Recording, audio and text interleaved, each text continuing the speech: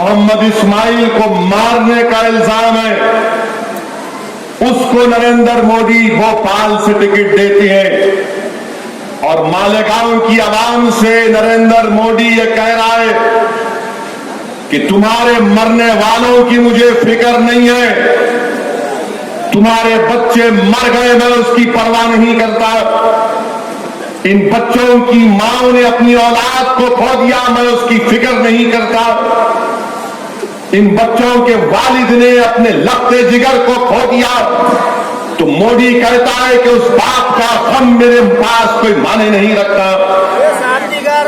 मरने वाले बच्चों की औलाद यतीम हो गई तो मोदी कहता है कि यतीमों पर मैं दस्ते शफकत नहीं रखूंगा। जख्मी हो गए 100 से ज्यादा लोग, किसी का पैर, किसी का हाथ, किसी का चेहरा तो बर्बाद हो गया, तो मोदी कह रहा है कि तुम्हारा हाथ टूटता है तो मुझे उसकी फिक्र नहीं है, तुम्हारा पैर टूटता है बम ब्लास्ट में तो मुझे उसकी फिक्र नहीं है, मैं मरने वालों के साथ नहीं हूं। मोदी तुमसे कह रहा है मालेगांव की आवाम, मैं तुम्हारी इज्जत नफ्स को ललकार रहा हूं। हिंदुस्तान का, भारत का प्रधानमंत्री मालेगांव के लोगों से कह रहा है कि जिस पर तुम्हारे बच्चों का कत्ल का इल्जाम है मैं उसको हिंदुस्तान की पार्लियामेंट में मेंबर ऑफ पार्लियामेंट बनाकर लेकर जाऊंगा। अब आपको फैसला करना है कि जब भारत का प्रधानमंत्री ये चौकीदार, चाय बेचने वाला अगर ये फैसला करता है कि जिस पर हमारे बच्चों को कत्ल करने का इल्जाम है हम उस प्रज्ञा ठाकुर को उम्मीदवार बनाएंगे।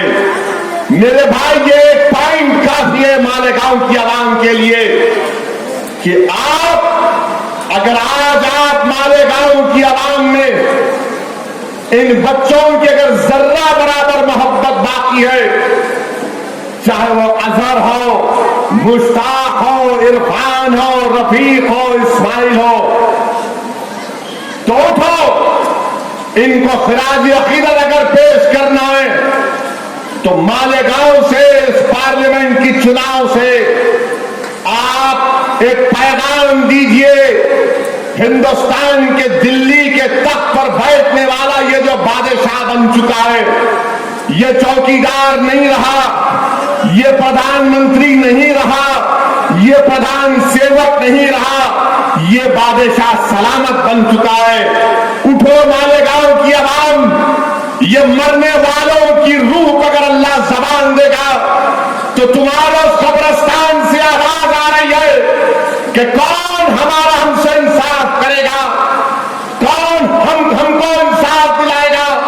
जिस पर इल्जाम लगा हमको मारने का, आज हिंदुस्तान का वजीर आजम, भारत का प्रधानमंत्री उसको कैंडिडेट बनाता है।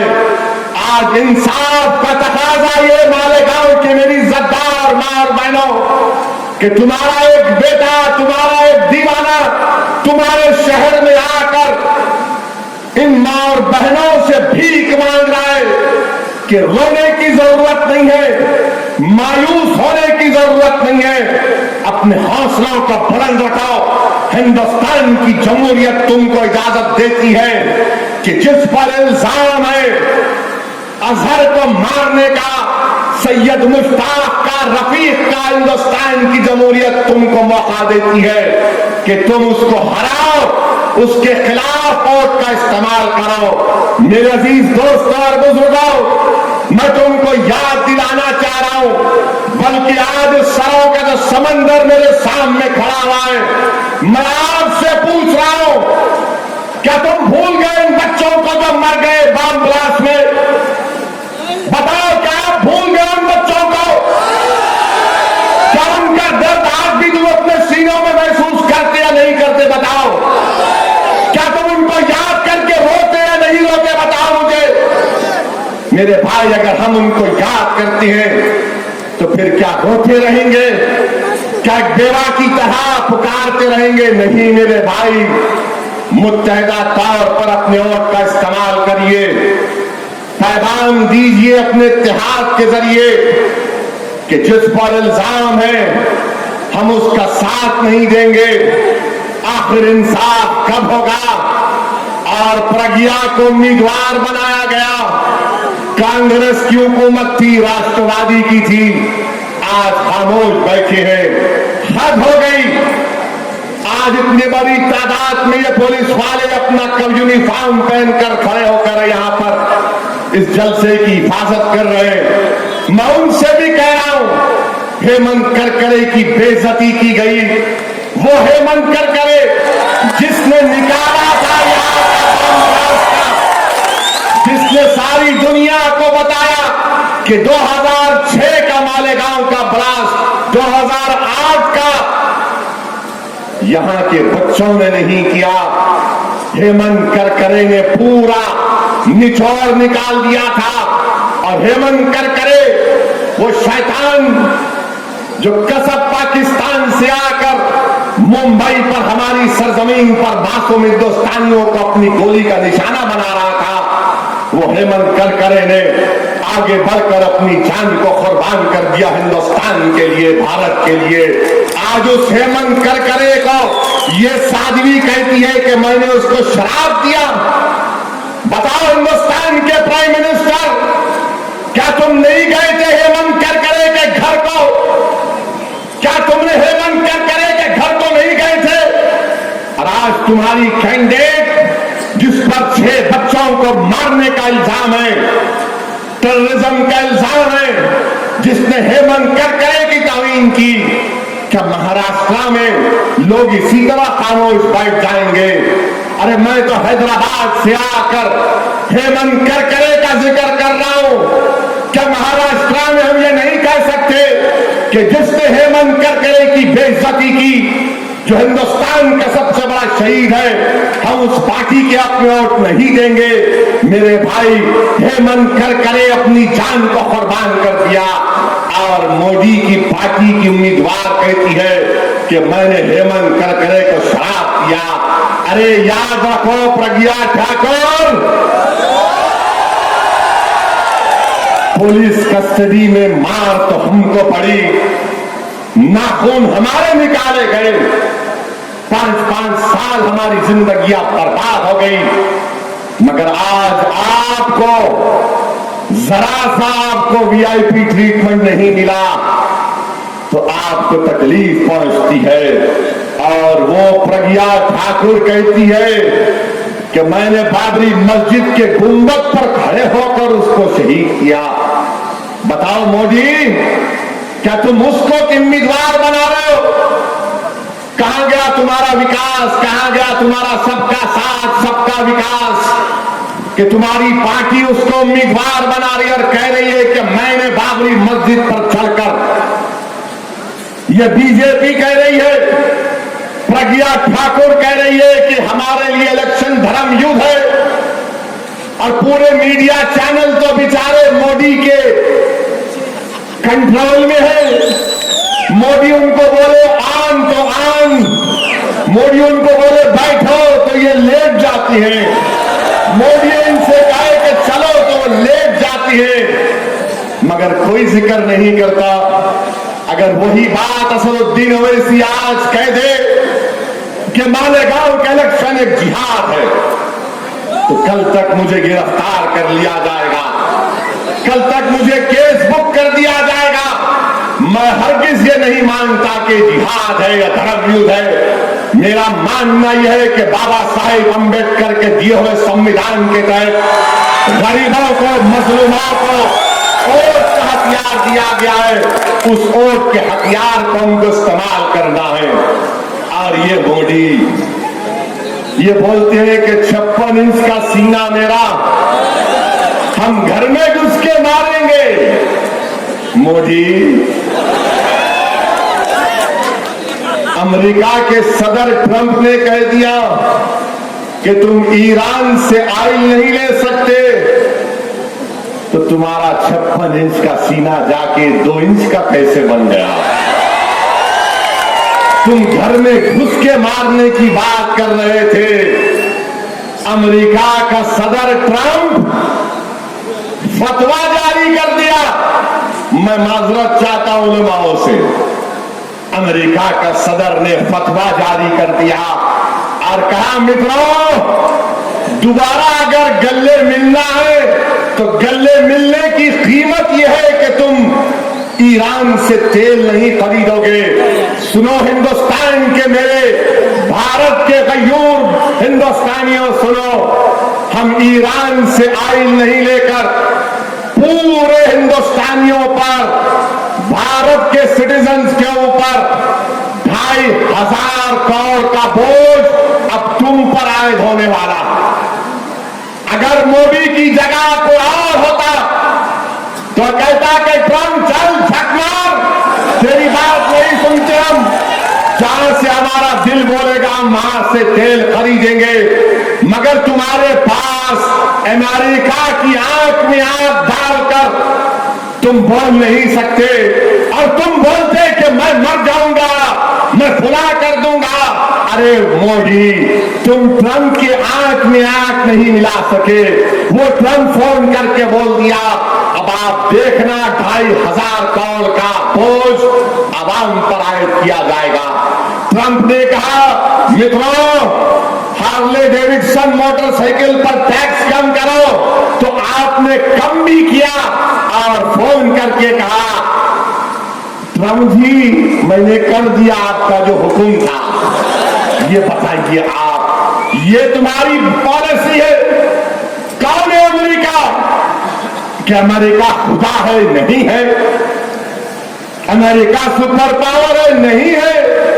हिंदुस्तान इतना कमजोर नहीं है कि हम ट्रंप के इशारों पर नाचते रहे। ये वजीर आजम ने काम करके रख दिया। मेरे अजीज दोस्तों और बुजुर्गों, पावर लूम है यहां पर। आप बार बार मुतालबा करते हैं कि हमको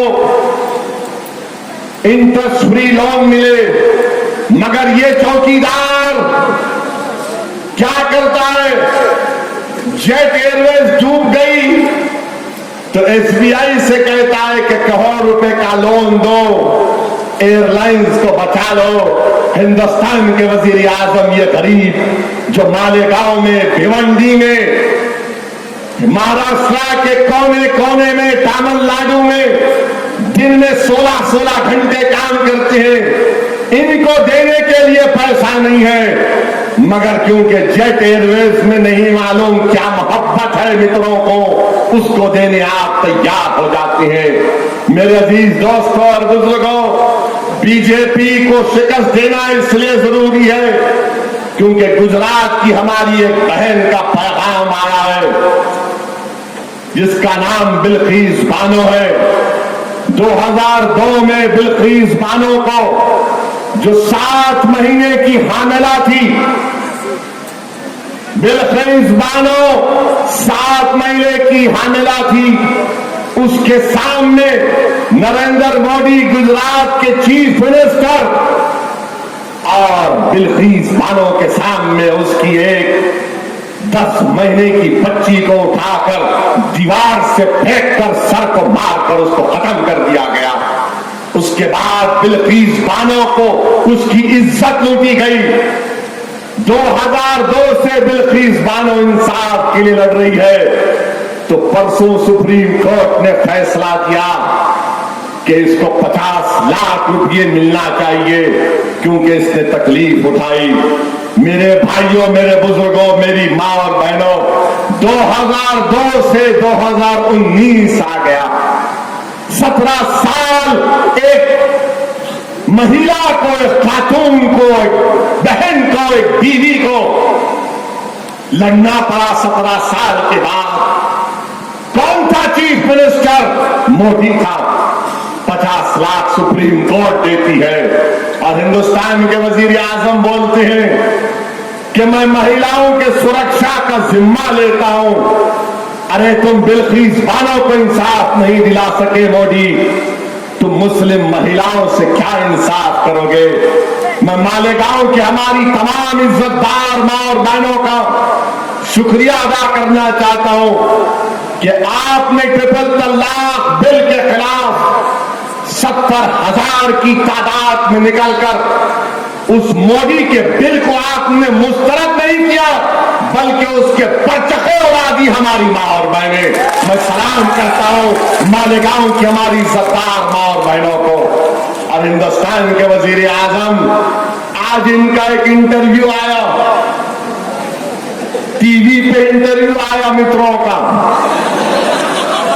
हिंदुस्तान के वजीर आजम ये देख रहे थे कि जो टीवी के बड़े बड़े एंकर हैं वो उनकी ताईद में एक्टिंग नहीं कर सक रहे थे, तो प्राइम मिनिस्टर मोदी ने कहा कि तुम एक्टिंग नहीं सही कर रहे हो, मैं असली एक्टर को पकड़ कर लाऊंगा।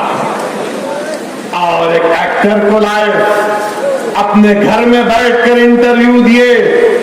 पीछे बैकग्राउंड में मोर के पुकारने की आवाज आ रही है और वजीर आजम ये बोल रहे हैं कि मैं सोता नहीं हूं, मुझे नींद नहीं आती, मैं सिर्फ 4.5 घंटे सोता हूं।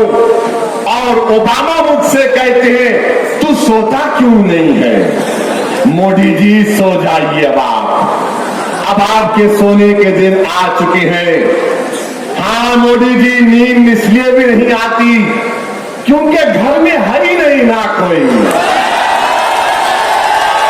आप अकेले रहते हैं, नींद कैसे आएगी।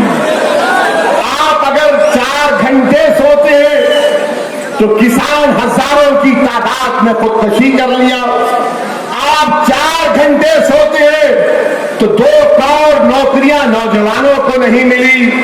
आप 4 घंटे सोते हैं, 15 लाख मालेगांव के गरीबों के अकाउंट में नहीं आए।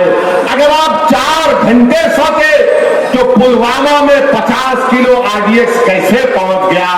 अगर आप 4 घंटे सोते हैं तो फिर आपके 5 साल में सबसे ज्यादा सिक्योरिटी पर्सनल क्यों मारे गए। अजीब बात है, ऐसा लग रहा था कि मोदी सबसे बड़े एक्टर है उसमें, ये एक्टर भी परेशान। अरे ये मुझे तो पैसे मिलती एक्टिंग को, ये तो उससे अच्छी एक्टिंग कर रहा है। आप बताइए कि सवाल ये खुद कर रहे हैं कि मैं सिर्फ 4 घंटे सोता हूं।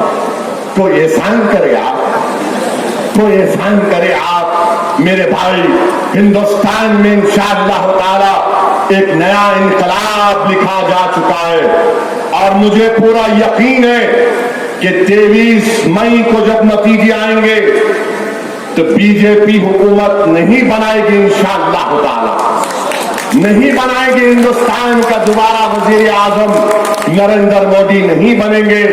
तो मीडिया के लोग मुझसे अभी सवाल किए, एक मैडम आए थे, आकर पूछे अगर मोदी नहीं तो फिर कौन। मैंने कहा मैडम ये तो बताओ कि क्या मोदी बड़ा है या भारत बड़ा है, कौन बड़ा है बताओ, देश बड़ा है, वतन बड़ा है या मोदी बड़ा है। अब ये सवाल जब इनसे करते हैं तो मैडम ने कहा वैसी साहब आपको इतनी नफरत क्यों है मोदी से। मैंने कहा मैडम आप लोगों को इतनी मोहब्बत हो गई कि हमारी तकलीफ ही नहीं दिख रही आपको। इनकी मोहब्बत उन पर गालिब आ चुकी है और हमारे चुपते हुए सवालात उनको तकलीफ पहुंचाती है। मेरे भाई, अपने के कोर्ट का इस्तेमाल करिए, डरने और घबराने की जरूरत नहीं है। ये कब तक हम डर डर कर जिंदगी गुजारेंगे।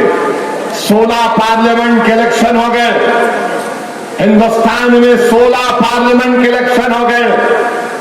इसीलिए तो प्रकाश अंबेडकर साहब की हम तारीफ कर रहे हैं कि उन्होंने बहुजन वंचित समाज को जोड़ने का काम किया। कब तक हम इन लोगों के पास जाकर भीख मांगते रहेंगे, कब तक हम इन लोगों के पास इनका डर अपने दिलों में रखेंगे।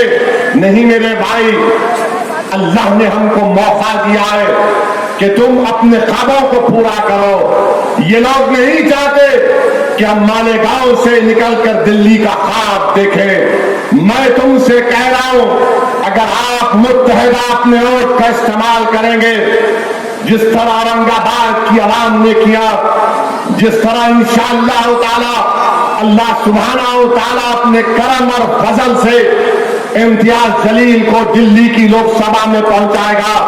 अगर आप मुत्तहिदा अपने वोट का इस्तेमाल करेंगे तो यकीनन इंशाअल्लाह ताला यहां से नबी अहमद साहब की कामयाबी जरूरी होगी। मगर डर को निकालना पड़ेगा, फिक्र को निकालना पड़ेगा। डरने और घबराने की जरूरत नहीं है मेरे भाई। मजलिस इत्तेहाद और मुस्लिमीन मालेगांव को सिर्फ एक इलेक्शन लड़ने के लिए नहीं आई।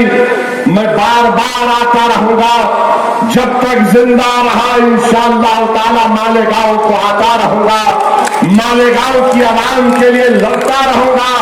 मेरा मकसद एक ही है कि कमजोर आवाम को इंसाफ मिले, गरीबों को इंसाफ मिले और जालिमों से हमको छुटकारा मिलने का वक्त आ चुका है।